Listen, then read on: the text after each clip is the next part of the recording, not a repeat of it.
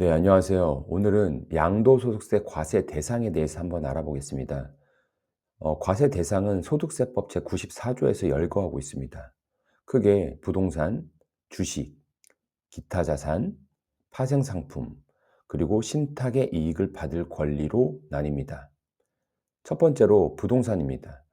토지, 건물, 부동산을 취득할 수 있는 권리, 지상권, 전세권, 등기된 부동산 임차권이 있습니다.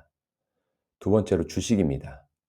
주식의 경우에는 상장, 코스닥, 코넥스의 대주주 등이 양도하는 주식, 비상장 주식, 그리고 외국 주식이 있습니다. 다음으로 기타 자산입니다. 요건을 갖춘 과점주주가 양도하는 특정 주식, 사업에 사용하는 부동산, 부동산에 관한 권리를 함께 양도하는 영업권, 그리고 특정 시설물 이용권이 있습니다.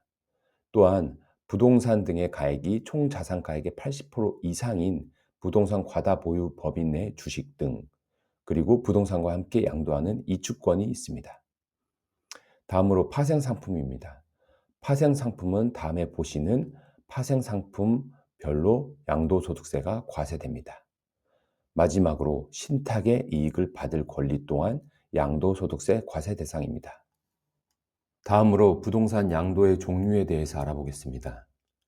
단순히 부동산을 대가를 받고 매매로 거래하는 경우뿐만이 아니라 당사자 쌍방이 별개의 자산을 서로 교환하는 경우, 법인에 대한 현물 출자, 수중자가 재산을 무상으로 받으면서 증여자의 채무를 부담하거나 인수하는 경우, 채무 보증을 위해 담보로 제공한 자산이 경락되어 타인에게 소유권이 이전되는 경우, 가등기에 따라 본등기를 행한 경우, 이 모든 경우에 자산을 양도한 것으로 보아 양도소득세가 과세됩니다.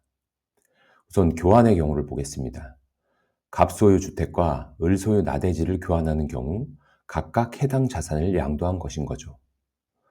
다음으로 법인 설립 시에 금전 이외에 부동산 등을 현물 출자하고 그 대가로 주식 등을 받은 경우 역시 그 부동산을 양도한 것으로 봅니다.